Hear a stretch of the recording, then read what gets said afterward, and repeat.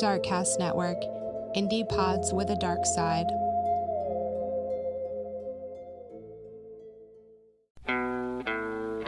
People are strange when you're a stranger. Faces look ugly when you're alone. Women seem wicked when you're unwanted. Streets are uneven when you're down. When you're strange, faces come out of the rain.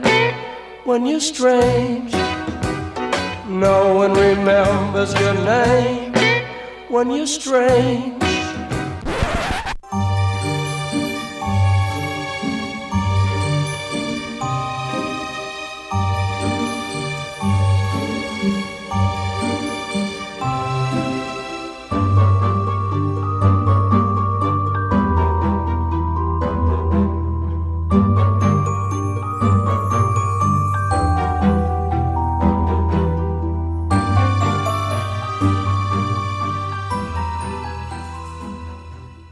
Welcome to another episode of All Hallows Eve podcast.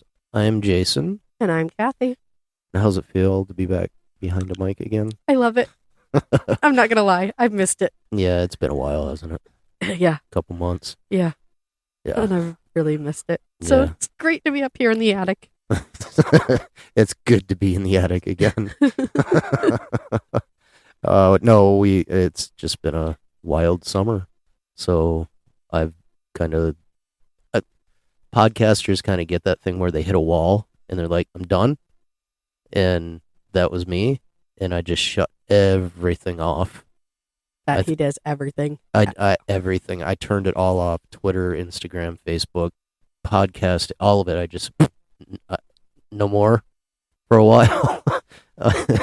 And here I am going, Can we do another one? Can we record? Can we record? Can we record? I just, and I'm not, we're not the only ones that have hit that. There's other podcasts that have done that. And, you know, we have a support group through the network because it's other podcasts in the network have hit that wall before. And it's like, I'm done for a while. I can't. And Well, one thing that I noticed is that a lot of the podcasters that you were talking about and groups, they started their podcast during COVID. Yeah. They had time. They had... So did we. Right, that's what I'm saying. They had time to do the research, to record, do all the editing, do all the promoting. And Yep. now that life has returned back to normal, people Jinx, don't you owe have me a Coke. people don't have all that free time to do all of that. No, unfortunately. And I think now we're in a good spot personally, you know, with the family and the way everything's going at work for both of us, so that we can find that time to be able to Right, you've gone get through. back into it. You went through several job changes, yeah, rotations, Yeah. and like you get said, more responsibility and everything else, and it was kind of overwhelming for a while, and I couldn't. It was hard to juggle everything, you know. So we're back. That's all that matters, I guess, right? Guess who's We're back? Back again. Guess who's back? It's my back. All right. Anyway, all that done and said, how have you been? I've been really sick. Yeah. So I'm just I'm hoping I'm reaching the end of my cold. I'm hoping. Because I really thought it was over last weekend, and then... Yeah, you got nailed with it again this weekend. I had a relapse. Didn't know you were a drug addict. Well, it's cold. I mean, like, hopefully Something it's you'd done. like to tell me over there. Is that where the money's going? Yeah. Okay. Just curious. That's I mean, why I don't care. Everybody's got their vices. That's why whatever. my nose won't stop running. And Yeah, it's kind of gross. yeah, it is. Just saying. So, How have you been? good. Work. Right? Yeah. Yeah, you got into some of your Halloween decorations done, Yeah, and we had our stuff up since September 1st, so. we have some finalizing things to do. Mm-hmm. But yeah. Oh, it's been... Well, I was finally able to get back into that, too. I'm sitting there staring at it going, I know I need to get it done, but I just don't want to do it. Like, but we got it. Well, most of it. We got a couple more to finish up, but I think it turned out good this year. Yeah, you enjoyed being out there doing it. So I think the schemes and everything are all finally falling into place, and I think so. So much for that $100 budget that fucking went out the window. Oh, that was like shoot $1,000 ago. So. But you know what? If it gets people to slow down on our street, which it has, yeah, and the kids are loving it, the neighbors were requesting it. Yeah, they were. The little kids were out there. I was at work when they did that request. Well, even the neighbors across the street were like, "Aren't you guys a little late this year putting up your Halloween stuff?" And it was like the middle of August September 31st when he no, yeah, sorry. It was in August. He's like, "Aren't you a little late?" I'm like, "Okay, I guess so." So I started putting it up the next day. So you asked, here it is. Yep, you ask, you shall receive. I even turned the volume down on our werewolf because I didn't want to annoy the neighbors because we put it up so early. The guy was even like, "So does the werewolf have laryngitis? Because I can't hear him." Right. I'm like, "Oh, I'm sorry. Right. Let me turn him up for you." It's just It's funny how something as simple as that brings so much joy to not just the kids in the neighborhood, because that was my goal in the beginning, because we started it all during COVID, and to bring normalcy to I was gonna say we've a always weird done world, Halloween decorations, but you were very adamant that first year to put it up for the kids. Yeah, because I wanted something normal. I wanted something that the kids could look at and enjoy instead of being stuck crammed in their house all day. And it's just kind of exploded into this thing. I had one of our skeletons up all summer, and somebody broke him. And at that point, Jason was like, "Well, now I don't know if I want to put the Halloween decorations up." Yeah. And I had people that 2 blocks over in a different neighborhood are like, "No, I beg you, please, you have to put them up here. It's the best house. We love driving by every year and looking at the decorations. And this is the kids. They have to come here to go trick-or-treating." And I was like, I didn't even know that you know where I live. That was my state of mind, though, when that happened. I was just so, with just everything in general. Okay, you want to destroy something in my yard, I'm just not going to do it. I was at that point, and when I heard that, they're like, "No, you need to put it up." I'm like, "Well, okay, I guess we'll put it up, but if something gets destroyed, it's coming down." Mm-hmm. And lo and behold, so far so good. It's still up. Everybody's been really good with it. So, and I mean, it does help that we have security cameras too, so it is what it is. It is. But our skeleton and our swamp skeleton have both ended up on Facebook. They're mild celebrities. Oh, really? Well, you didn't tell me about that. Yeah, I did. The mailman will take pictures. Oh, yeah. And puts them up on his Facebook page. Yeah. So it's really awesome to see. Yeah, he's our mailman's cool. Yeah, he's awesome. So, all right. Anyway.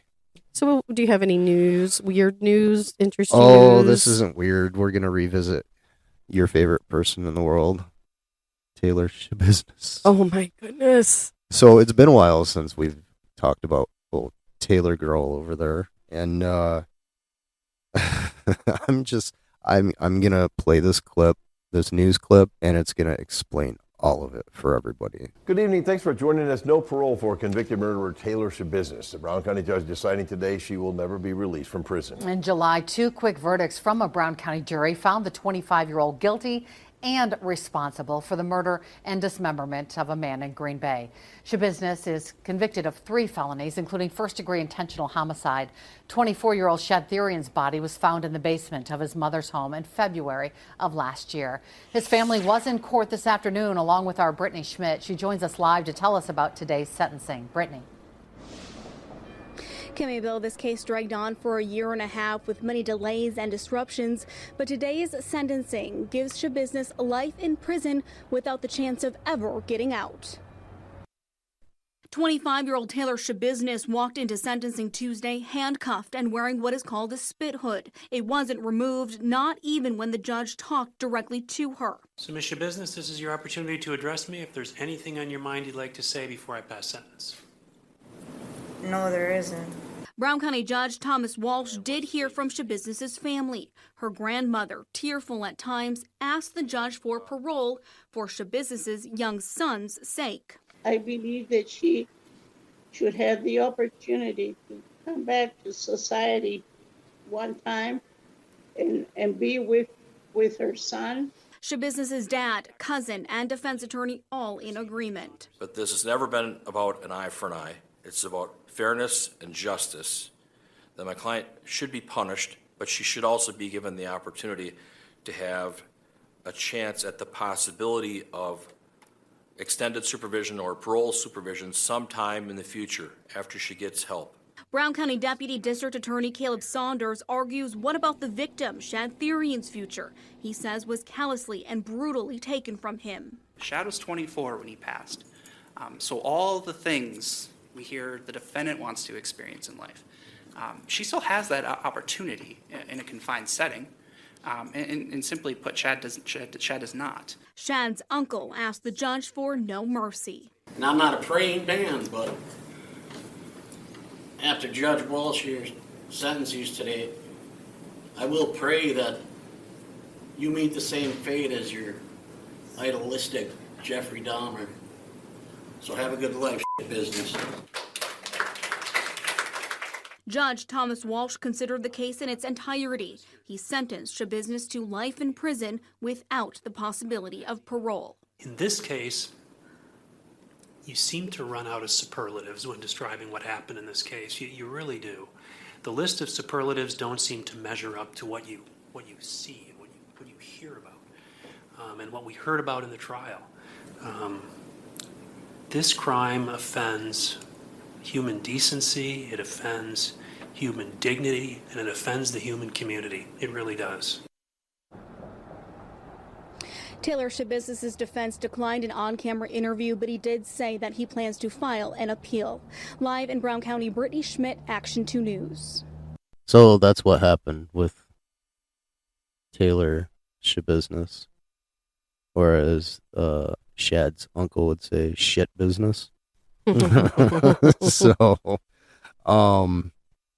just to recap, she and him were smoking methamphetamine in his mom's house, and proceeded to have sex, where she killed him and then dismembered him and had intercourse with his body and put his body after he parts died everywhere. She continued to have intercourse with him and his parts. Then she started panicking and started dismembering him and putting his body parts into different boxes and different parts of the house. Where his mom found his head in a bucket in the garage or basement. No. I can't remember which one. No, it was at the stairs. At the stairs? I believe it was the stairs leading to the basement. Like Taylor had brought the head up and set it down and forgot to pick it up. And then they found other body parts in a crock pot box in her car. And this kept going. Her attorney at the time, Quinn Jolly, like, you can't make this shit up. She actually attacked him back in February, I think it was, or March, something like that. And that was the end of it. He left. He requested. Yep, he was done with it. He's like, I don't want to be a part of this anymore. She got a new attorney, and this is where we're at. So, yes. She gets life in prison for killing Shad.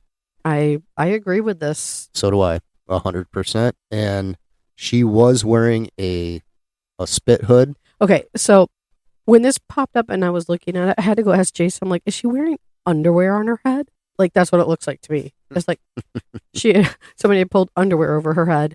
Jason's like, no, it's a spit mask. I was like, A what? Yeah, it's a spit hood, so it's like Ew, I just licked my microphone. oh, I know you missed recording, but damn, that's a little extreme there, don't you think? Yeah. Oh, I love you. Ew. So it's a mask that covers her nose and her mouth, and it drapes over her shoulders. So she literally can't, like, you can't see her face, which is good. Because when the judge asked her if she had anything to say, and her snotty little fucking no, that kind of irritated me a little bit. Well, no remorse when this all started, that's whatsoever. not what you said you wanted to do. No, in the beginning I thought she's kind of cute, but that was with makeup. It's amazing what makeup can do. Like, as this goes on, she keeps getting uglier and uglier. Like, Well, seriously. the inside is showing. Sorry. I mean, She shows no remorse. She None. shows no regret. Nope, none whatsoever. No sympathy towards the family. Nope. Nothing. None whatsoever. And rotting in prison is a good place. I didn't even know that she had a kid. Neither did I. That was news when I first listened to it. I didn't know that either. And I'm sorry, but why should she get released to spend time with her family When he's when dead. his family will never get to spend time with him? Yeah. No, Yep, I agree no. with this one. Nope, I do. I agree with the judge 100% on this one. So there you go. There's your update on old Schabusiness. So. Uh-uh.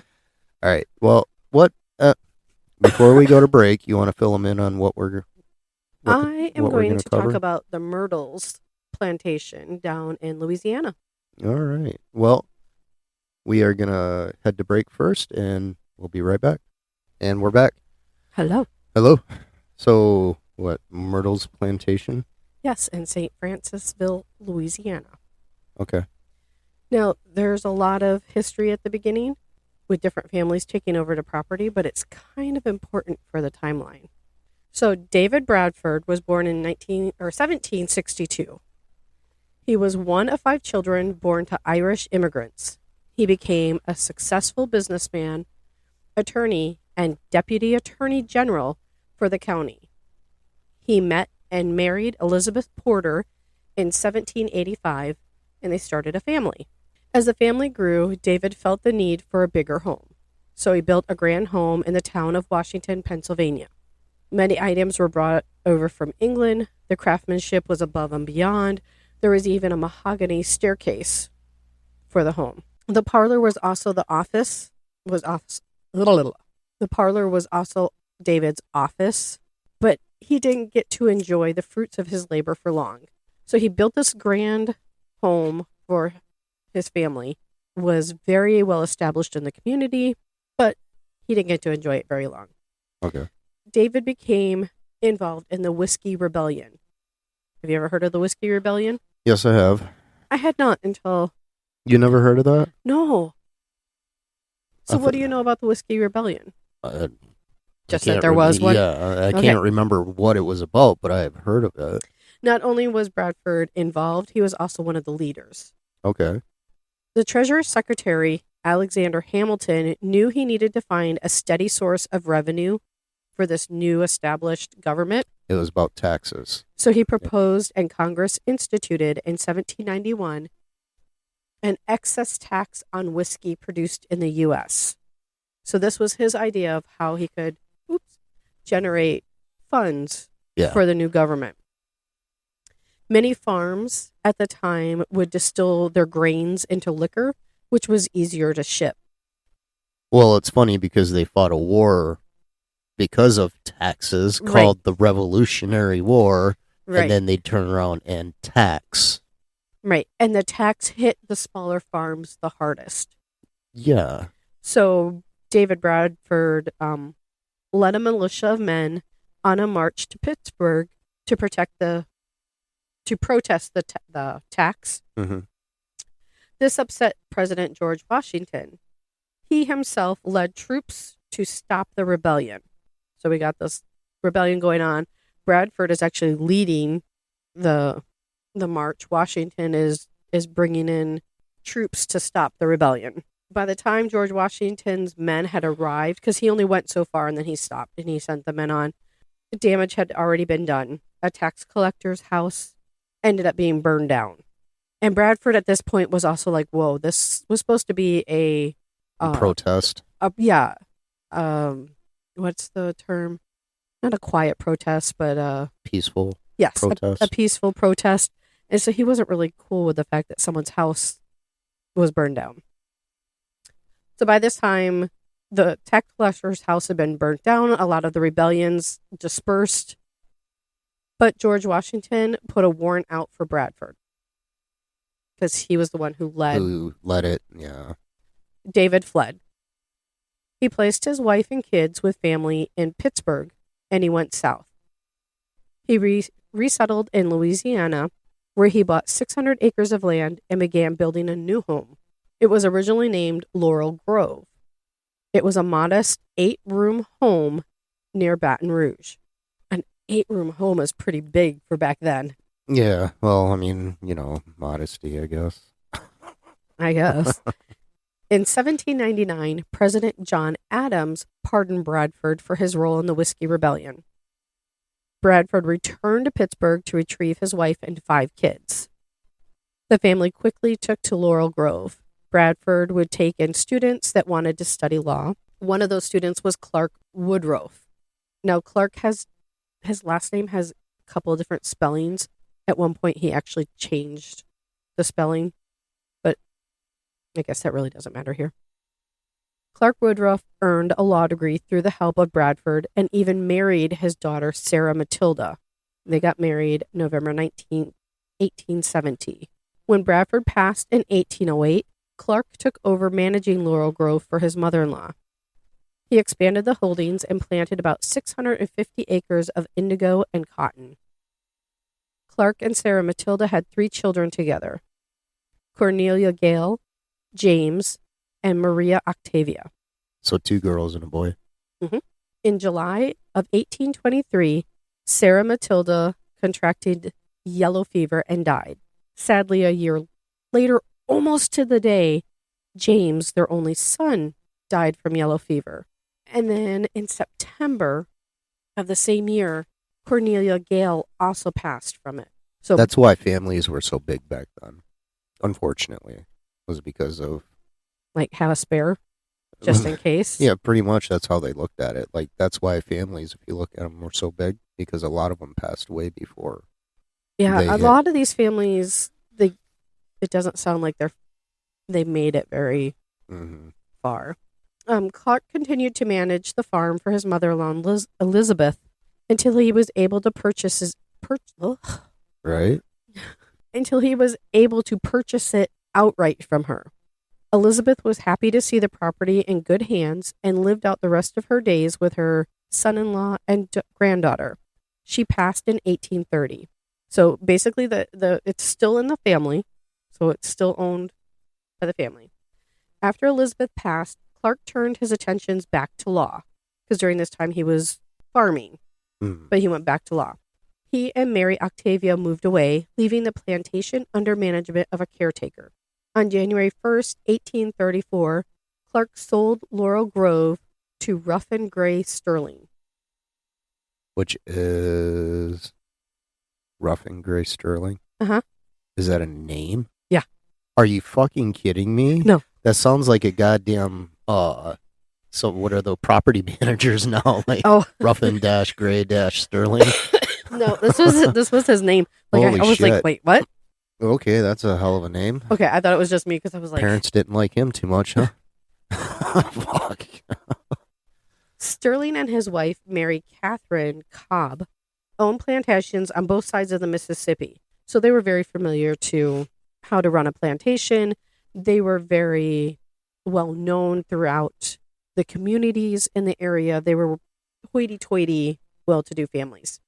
Leaders of the community, if you'd like. Yeah. When they purchased Laurel Grove, they did some big upgrades to show off their status. They added a central hallway and an entire south wing. Walls were moved to make 4 large rooms, so the downstairs the 8-bedroom rooms were converted into 4 One big rooms. 4 big, humongous rooms. Right. So there was a ladies' and a gentleman's parlor, a game room, and a formal dining room. Nice. Furnishings were brought in from Europe. A 107-foot long porch was added. Holy fuck. So it's got this huge porch that, like, Wrap around? not all the way around it, but yeah. Good God. It's a huge porch. Once all the renovations were completed, Bradford's modest home had doubled in size. They even at one point raised the ceilings in the downstairs. Mhm. They wanted the ceilings taller. So they raised the ceilings like 2 or 3 feet. Imagine that fucking. I know, like.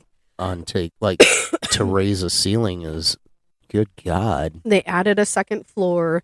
And they even at one point added a porch to the second floor. So not only is there this massive porch around the bottom. You got a porch up on top, too. God damn. Yeah, like they went above and beyond.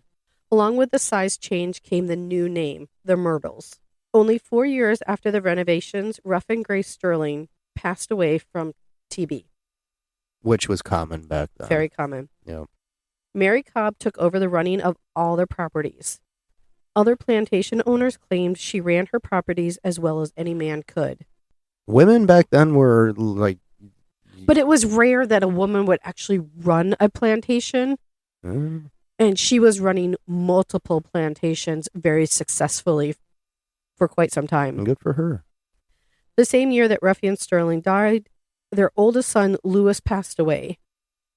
During the war, many of the family's properties were looted and destroyed by Union soldiers. The wealth that the family had accrued over the years was now worthless Confederate currency. Yeah.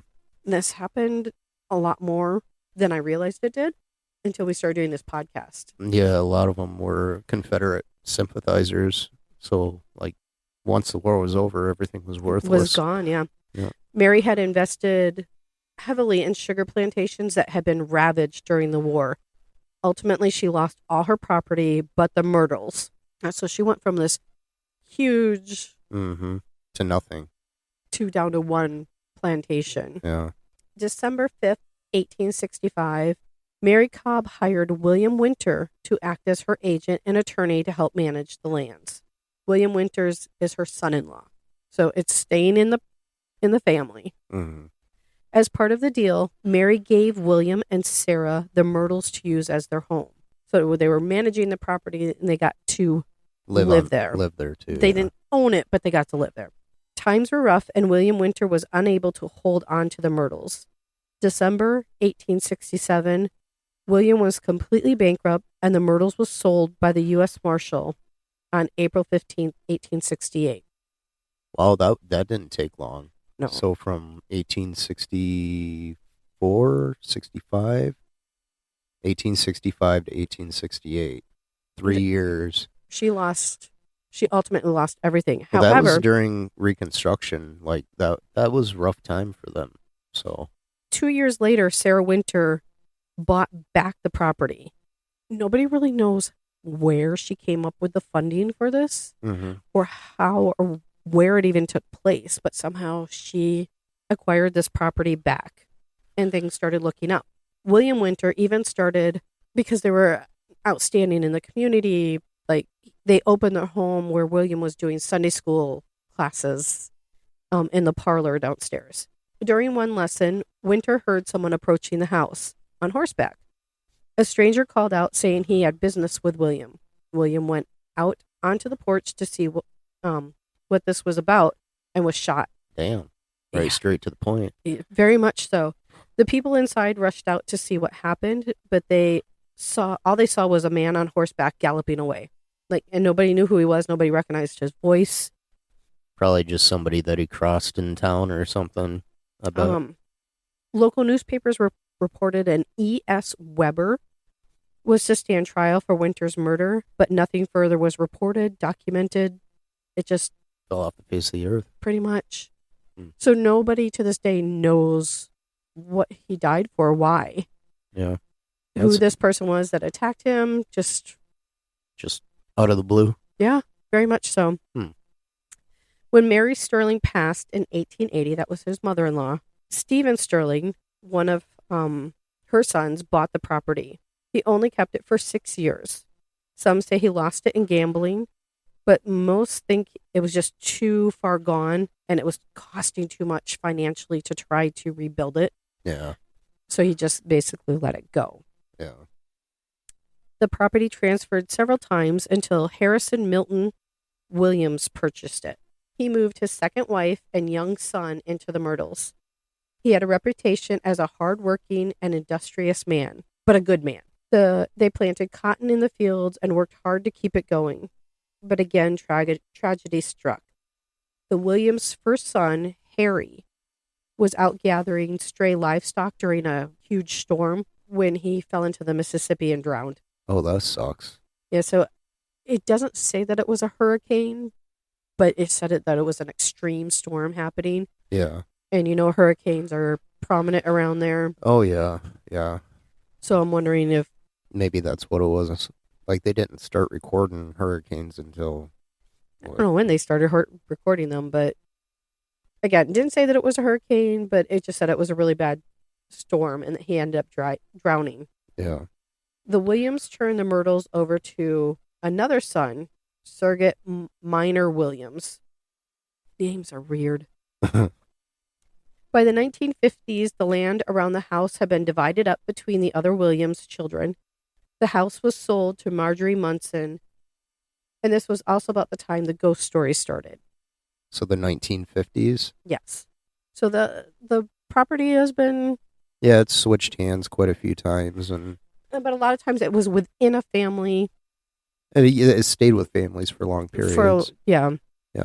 So before we jump into the ghost story aspect of this story, that's a lot of stories.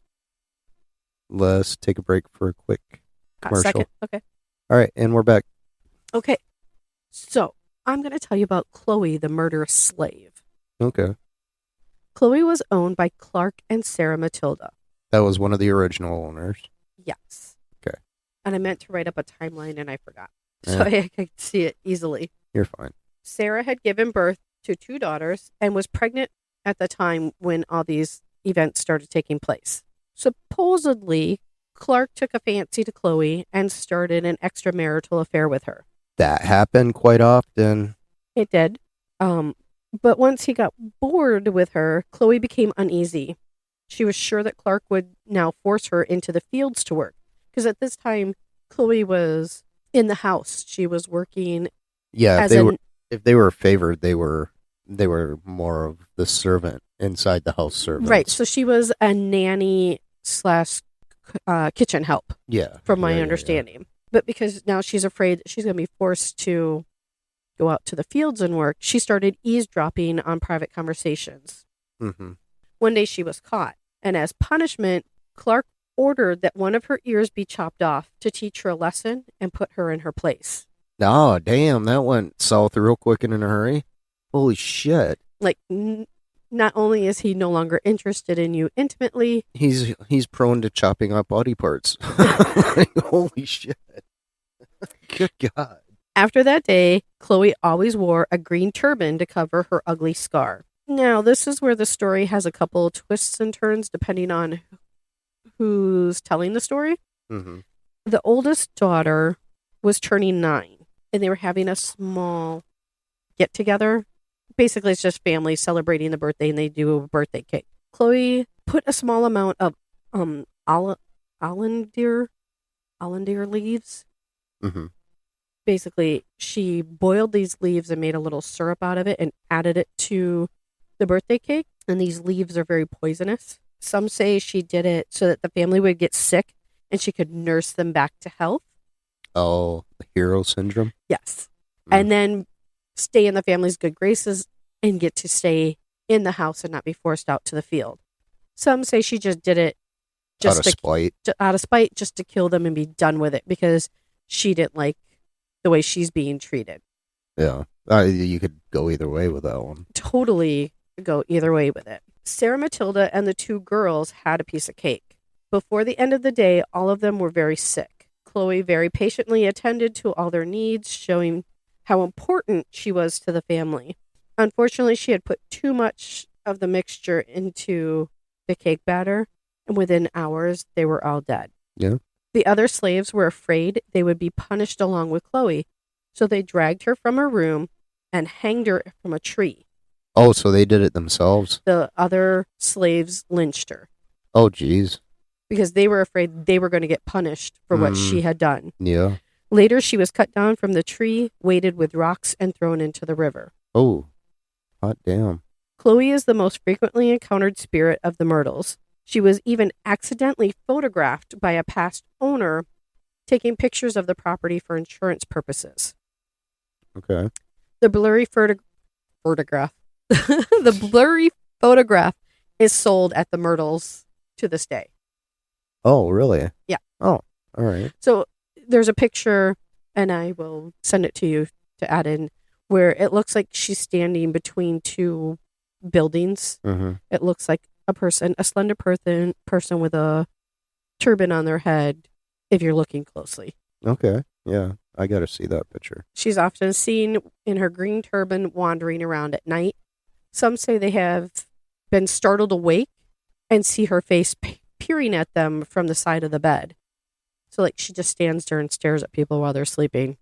Oh, like, that's not creepy? Like, you do that. Guests also claim to see small children, little girls in white dresses, playing in the hallways, peeking through the windows, bouncing on beds. Some have even gone to the extreme of saying that they're hanging from the chandeliers because the chandeliers start moving on their own, and they blame it on the little girls. A mirror located in the house supposedly holds the spirits of Sarah Windruff's children. Mirrors were covered after a death, and this mirror was overlooked, so they forgot to cover up the mirror. So now they're saying the uncovered mirror trapped the spirits of Sarah and her children. They will supposedly leave bloody handprints on the mirror. And we've covered that before, where spirits get caught in mirrors. Right. At night, people hear heavy boots staggering or crawling up the creaky stairs. The sound suddenly stops at the 17th step. Many claim that this is William Winters trying to get to the love of his life, Sarah, but only made it to the 17th step before passing away. Okay, so we're going to back up a little bit. Okay. Because both of those stories are false. Oh, really? Yes. So why'd you say them? Because Chloe is the most popular spirit Yeah. that is at Myrtles. However, there are no records that Chloe ever existed. So what's with the picture then? Bum, bum, bum. Don't know. Puzzle. So, like... From records, yes, they did own some slaves at some point in time. Mm-hmm. But there is no documentation that any of those slaves were ever named Chloe or that this ever happened. Plus, if you also think about the story, Sarah Matilda had 3 kids. Yeah. 2 girls and a boy. Yeah. In this story with Chloe, she has 2 girls and she's pregnant. Okay. Sarah's first child was a girl. Her second child was a boy. Oh. Her third child was a girl. Oh, yeah. According to the story, she had 2 little girls and she was pregnant with a third. And she died, so she never had 3 kids. Okay. Yeah. It makes sense now, yeah. Big one where that doesn't make sense. Plus, a lot of people say that Clark never strayed from his wife. Okay. That he was in love with his wife. He never had any extramarital affairs. They think the story came about, it was a local lore, and somehow it spread mm-hmm. when newspapers and the news became more popular with TVs coming out. The story just took off like wildfire. Yeah. And the plantation just runs with it at this point. Yeah, for more tourism. Yes. Yeah. Okay. Makes sense now. All but right. yeah, you even mentioned, okay, so she had 2 girls and a boy. Yeah. So I'm surprised you didn't catch it. No, I didn't catch it at all. Like, yep. Right over. Oh. I don't have any hair for it to catch anymore. So yeah, Chloe never existed. Sarah died from yellow fever. Mm-hmm. The 2 older kids did die of yellow fever. Yeah. But a year later. Yeah. Now it's all coming back to me now. As Celine Dion would say.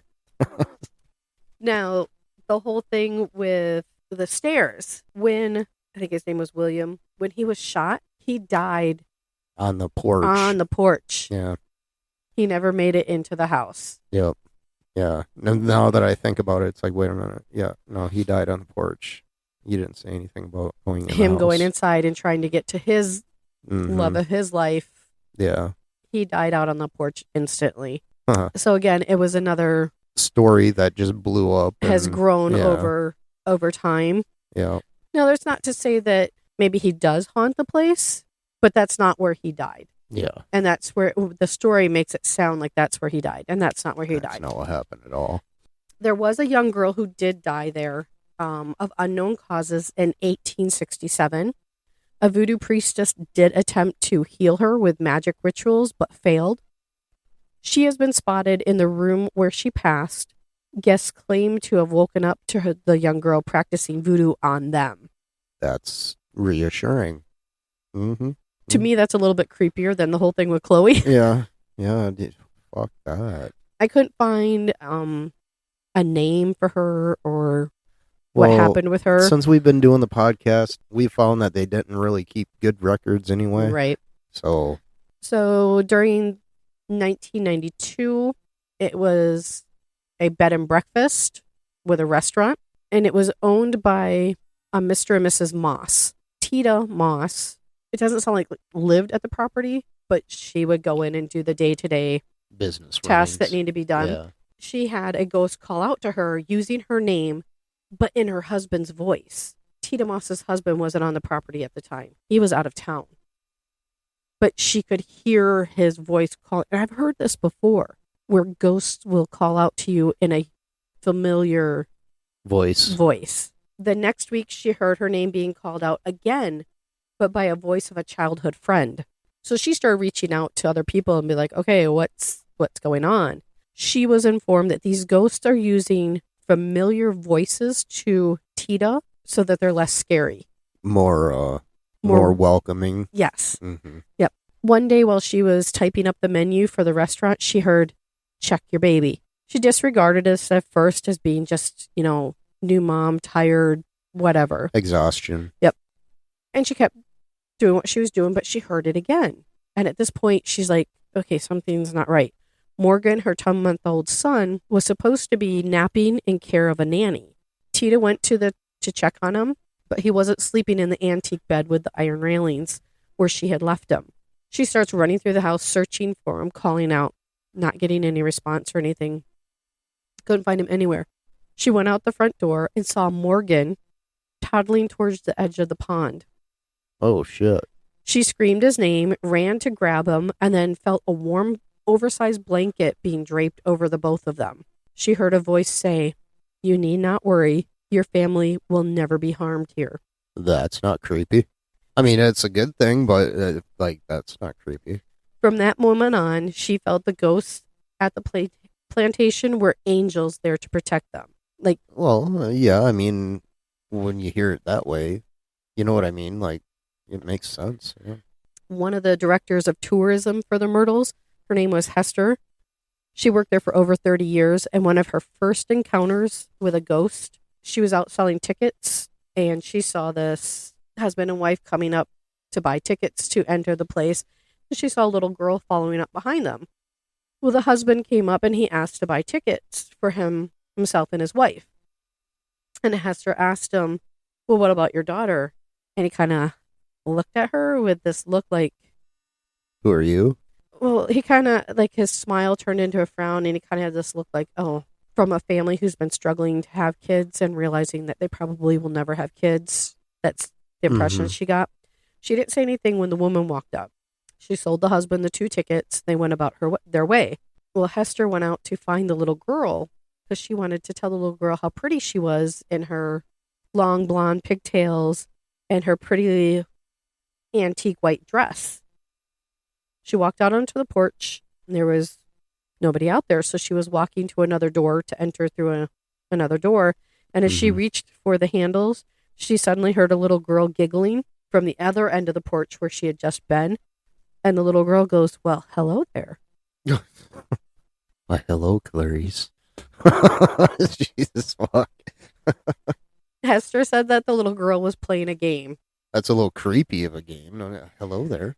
Hi. I mean, the little girl was probably excited that somebody could see her. Yeah. And was looking for her. It's just weird. Like, yeah. Hello there. So overall, the Myrtles claims to have multiple murders and deaths. There have been several deaths. On record, the only murder they could find was the one who had been shot. Yeah. Everything else. And that's just strange. That's like, just for no reason, apparently, came up and shot him on his porch. Like, well, there had to have been a reason behind it, but who knows? Rubbed wrong somewhere. But I wonder too. Okay, they lost the Myrtles, and then 2 years later, Sarah was able to recoup the Myrtles back. Yeah. Maybe there was something going on there.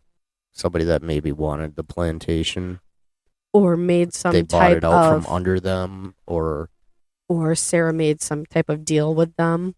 And then didn't follow through. Yeah. It's totally speculation. I have no idea. But it's just weird. That strikes me as very odd. There was also a television miniseries, which was a remake of Long Hot Summer. Okay. So there was a movie that's called The Long Hot Summer that came out. I left that note downstairs. And they were doing a remake of it in a miniseries. And it was starring Don Johnson, Sybil Shepherd, Ava Gardner, and Jason Robards. The original movie did some filming there as well, and the miniseries was there. They would go and set the room.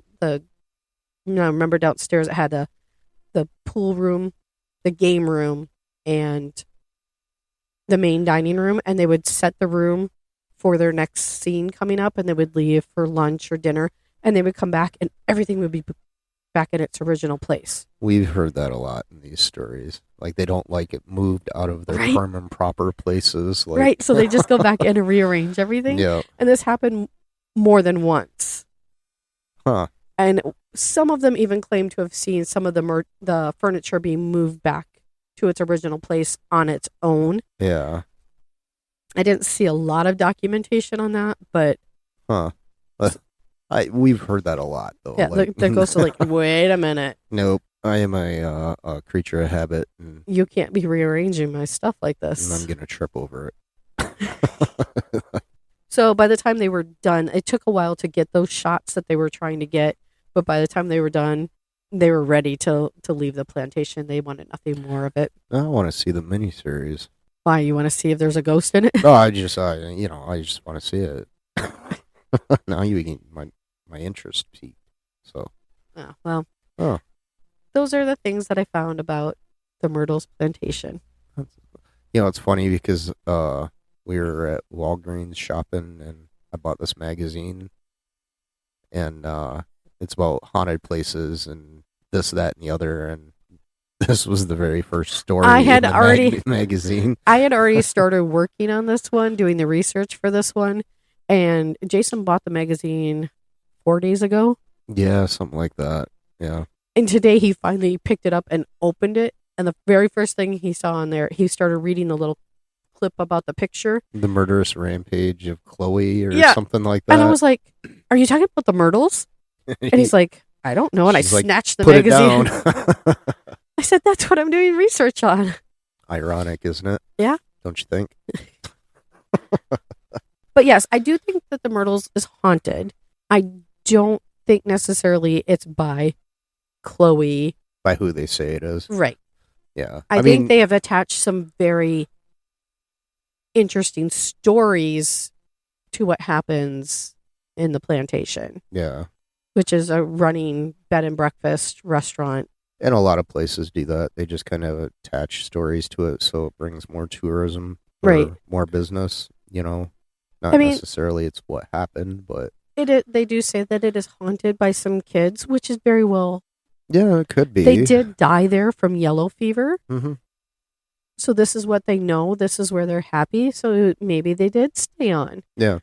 But they didn't die from being poisoned, because that was very well documented what they died from. Yeah. It's just funny how stories can explode like that. You know what I mean? Seriously, the whole thing with Chloe was just a very close-knit family tale that they told each other. And when one of the many owners had bought the property, she had overheard it, and she was telling it to a friend, and it just kind of the telephone ran from there. game. Yep. Yeah. I find it very interesting. It was kind of cool. I mean, when you sit down, you look at it, and it's like, oh, no, that didn't happen that way. Yeah, you were like, wait, what? So, yeah. No, that was interesting. I like that one. Never heard of it before. I hadn't either. I was looking up some other things, and I was kind of getting nowhere with them. Mm-hmm. Like the one I was looking at, no, I can't think of the name of it. And everything I was reading, I was like, oh, this sounds like a really good one. And then I found that none of the stuff supposedly took place. There was like nothing that. Yeah.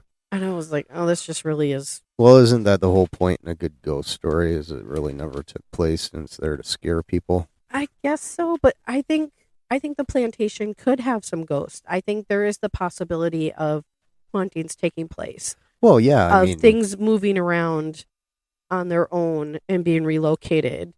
Why? What are you staring at? You got a little splotch right there. I know. I don't know what that is. Sorry. Anywho, I mean, I'm not saying it isn't. There's a good chance that it is, but if you could stay there, would you? Yeah.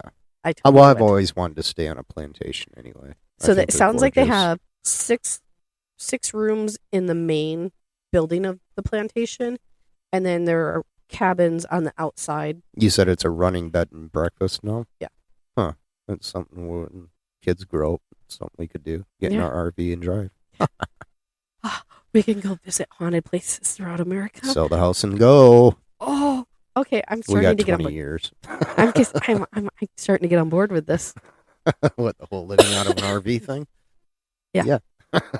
And traveling and visiting these places that we talk about. Right. I mean, it would be fun to visit. I mean, you know, it's just one of those things. If we went, nothing would happen. Well, no, and like even one of the articles I was reading, she was talking about how she had stumbled into a room. Like she had this opportunity presented to her at the last minute to go and stay. And she really wanted to because she had heard all the stories about it. Mm-hmm. So she stayed the night. She goes, of course, nothing happened. But that's usually how it works. When you want a situation to happen so badly, nothing happens. Nothing happens, yeah. She goes, so I'm looking forward to going another time when I can set up my own plans and I can be there more than one night. Yeah. Yeah. This particular night she stayed there was just kind of given to her. Mm-hmm. So she would like the opportunity to go back on her own. Huh. It would be kind of neat to visit. But she says other places that she's visited as well. It's fun in the morning to meet up with other guests that were there and talk about what may or may not have happened during the night. Because that's when you're likely to get more information. Yeah. That would be fun. Sorry, I was just thinking about it. Like, I think it would be fun to go and stay there. Yeah. So, that's all you got on it? You want more? No. I'm fine with what you got. Okay. All right. When I first started this one, I'm like, oh, it's going to be a short one. And then I kept going and going. And she's like, yeah, it's just this. Flip, flip, flip, flip. I'm like, fuck, it's 14 pages, Kathi. But that's normal. No, not really. Well, yeah, when you think about it, you do. Yeah. And I do. 14. But anyway. All right. So this was fun. I enjoyed it. Can we do it again soon? Yes, we can do it again soon. Yes. So, all right. Well, that wraps up Myrtle Plantation. And did you want to let everybody know? Do you remember how to do this? First I don't know. Come find us at All Hallows Eve podcast.com. Yeah. You can find links to all of our other episodes, which please go back and listen to them. Some are good, some are bad. Yeah, it's a learning experience. Yeah. There's So, a place you can, shoot us an email. yep. And we still have our merchandise up. Nothing has changed. We just took a hiatus. That's all. But I think we both got the bug and we're back. So, I also wanted to say thank you to a couple of podcasts out there. Yes, definitely. Today we laughed and learned. Deb and Chris, thank you. We love you. Yes. And sorry we disappeared.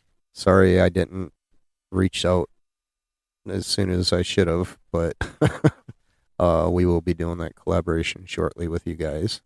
And then Films and Fermentation, Kevin, Leo, and Mike, thank you for always being everything. Yeah, you guys are awesome. Thank you. We so really much. appreciate both podcasts a lot. Yes, we do. They have been very good podcast friends, and we couldn't do this without you guys. So, all right. Did you have anything else? No, I didn't come prepared with a joke. Well, what good are you? Hey, I did all the research. I got Schabusiness in.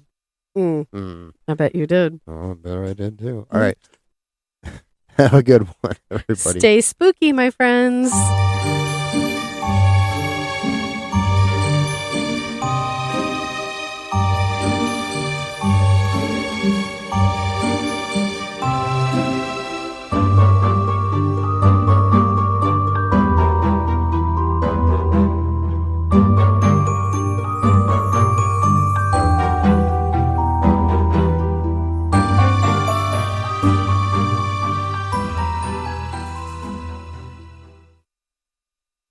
Like riding a bike? Maybe. Maybe. Are you recording right now? Yes, I am. Oh. Why? You got a fart? No. No. Ew, no. My name is not Reagan or Jason.